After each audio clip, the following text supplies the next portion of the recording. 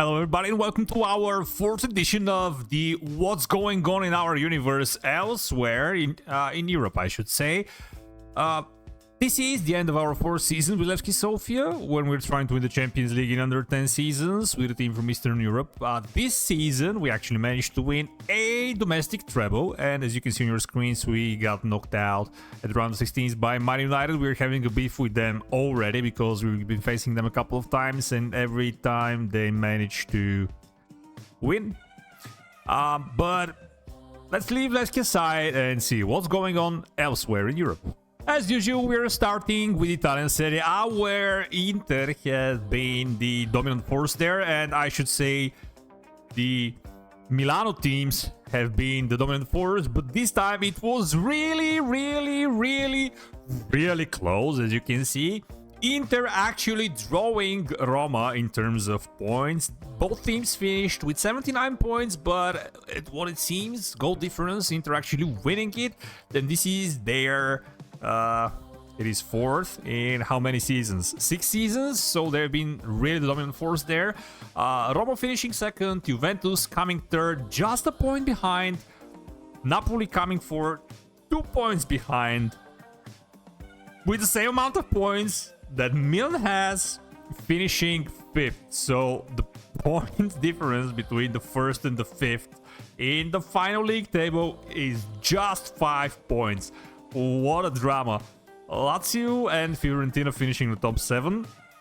Dusan Vlahovic becoming a really prolific goal scorer. In Italy, he had 27 goals this season. Lautaro Martinez with 18 and Victor Osimhen with 15. Theo Hernandez with the highest average rating from left back position, obviously. And we also have Justin Kluivert becoming a really good player as well. Player of the Match awards 7 times, as much as Moussa Barrow from Bologna and Gabriel Barbosa from Juventus. There are no surprises this time in the Bundesliga. Bayern winning again. They managed to somehow lose it last season to RB Leipzig, who are finishing 2nd this time. The point difference is absolutely insane. Bayern are winning it with 21 points more than 2nd place RB Leipzig. Stuttgart and Bayer Leverkusen finishing 3rd and 4th. Look at this. The 5th place Borussia Dortmund are finishing 35 points behind the champions from Bayern. And Schalke are placed 6th. The top 7 is finished by Mainz. In terms of goal scorers, we have a new name here. Richter from Hertha Berlin scoring 18. Dominik Szoboszlai back to Germany. And with 10 Player of the Match awards, he's also the person with highest average rating. And that's it.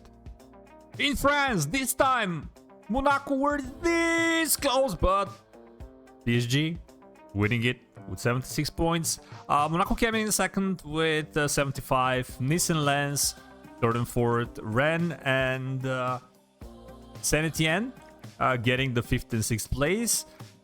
Julian Alvarez ended in PSG and has 18 goals. Kylian Mbappe is 3rd with 16. Hakimi with highest average rating and 10 assists, but Buriagor from Rennes has 14. Gigi Donnarumma, yet again, best goalkeeper.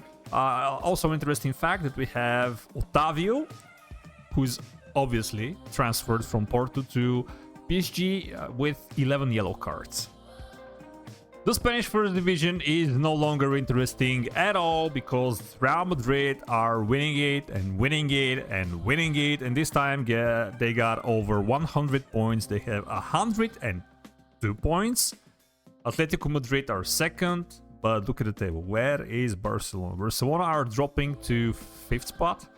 Getafe and Real Valladolid are placed above them in the table, with Bilbao and Valencia finishing after Barcelona.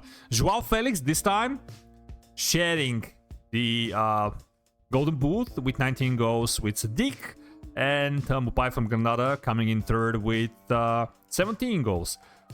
Yet again, average ratings Three players from Real Madrid. This time they're Vinicius Jr., Rodrigo, and Eduardo Camavinga is here this time. Tchouaméni with 13 assists, Frankie de Jong with 12, Vinicius Jr. with 11 Player of the Match awards, Thibaut Courtois 22 clean sheets. Real Madrid, it's not fun anymore. Surprise, surprise! Aston Villa are winning the English Premier Division. Liverpool managed to win it 2 times in a row, and now we have the first huge surprise for this save. It is Aston Villa. They have been actually playing around the first place for quite a long time. They have been flirting with it. They were actually at one point, when I checked a couple of seasons ago, in mid-season, first in the table with a solid advantage of like 6 to 10 points. It was a really solid one. They somehow managed to not win it at that point, but this time they're winning it 20-26. Aston Villa are champions of England, and second are Liverpool. But what's going on with Man City? You see, like, second Liverpool, third Tottenham, fourth Arsenal, Tottenham finishing above Arsenal, 2 London clubs there. Man City coming in 5th. Chelsea 6th, Man United really struggling throughout the whole save. They are 7th here. Newcastle 8th, and Everton finishing 9th. Fulham, Blackburn, and Reading are getting relegated. Darwin Núñez sharing the Golden Boot with Satriano from Everton and Dominic Calvert-Lewin, who is back in the top goal scorers in the Premiership. They all have 18.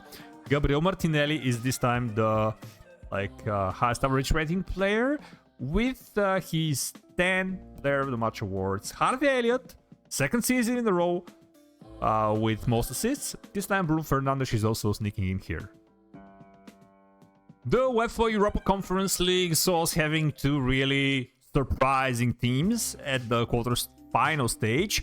We had Famalicão from Portugal facing Newcastle and eventually got knocked out 5-2 on aggregate. FC Lorient from France also managing to get to the quarterfinal stage, where they were really this close, but they got knocked out on penalties by Fiorentina. Schalke also getting through, and Dinamo from Croatia beating Braga. Therefore, in the semifinals, we had Newcastle facing Fiorentina and Schalke facing Dinamo, with Schalke versus Newcastle the actual final. And Schalke did not manage to win an European title. It was Newcastle instead who managed to win in the extra time. So in the regular time it was 2-2, but after extra time it was 3-2. So Newcastle actually won it, and this is absolutely great news for the Geordies. Also because Alexander Isak managed to score 16 in the tournament. He was absolutely rocking the place. Avan Saint-Maximin got 7 assists as well. So it is easy to see which was the best team in this competition. There were also surprises in the UEFA Europa League, where at the quarterfinals we got PSV from the Netherlands facing Roma and actually getting knocked out. Tottenham facing Everton at this stage of the competition. It was an absolute drama. They finished 5-5 on aggregate, and Everton won it on penalties away at Tottenham Stadium. Sassuolo beating Club Brugge, and Mainz beating Sevilla. So Sevilla are actually not doing really great in terms of European glory so far in this save, keeping in mind how prolific they've been lately in this exact competition. In the semi-finals, Roma lost to Everton. It was a close game, obviously. And Mainz actually managed to defeat Sassuolo. So we had a German team against an English team. And the final result is that Mainz actually won their first ever European trophy, defeating Everton in the final of the UEFA Europa League. Dominic Calvert-Lewin, he did not manage to win the Golden Boot in the Premier League, but he managed to score 12 goals in the UEFA Europa League, and therefore has most goals scored in it. It's interesting to see that we also have Heung-min Son, Xavi Simons, and Harry Kane among the highest rated players in the competition. Alex Iwobi managing to get 7 assists. We are starting with the Champions League at the round of 16, where the dominant force, Real Madrid, has been knocked out by Man City 5-1 on aggregate. Milan knocked out Olympique Marseille Bayern winning against the eventual winners of the English Premier League, Aston Villa. Ajax getting knocked out by Chelsea. Liverpool going through after beating Arsenal. PSG beating another French team. Nice. Man United beating Levski Sofia. Surprise, surprise. And Napoli getting beat by Atletico Madrid, which means that in the quarterfinals we had Man City against Milan, Man City winning, Bayern knocking out Chelsea, Liverpool knocking out PSG, who were the title holders at this point in time. Man United got knocked out by Atletico Madrid. Eventually it could have been Levski, but it wasn't Levski. And in the semifinals, Man City winning against Bayern on penalties after 4-4 on aggregate. Liverpool dismantling Atletico Madrid. It was 2-1 in second game at home, but it was 6-2 on aggregate. And in the final, we had Man City versus Liverpool, and Man City are doing it. They are winning the Champions League title for the first time in history in our save, because, you know, when we started, this is FM23, and Man City did not manage to win the Premier League in any point in time so far in our save, but they're winning the Champions League with Erling Haaland scoring 18 goals, averaging close to 8 in terms of rating, with 7 Player of the Match awards. So he is finally becoming the player that we have all been expecting him to become in Football Manager. So quite a lot of surprises. Tell me what you think about it down in the comments below.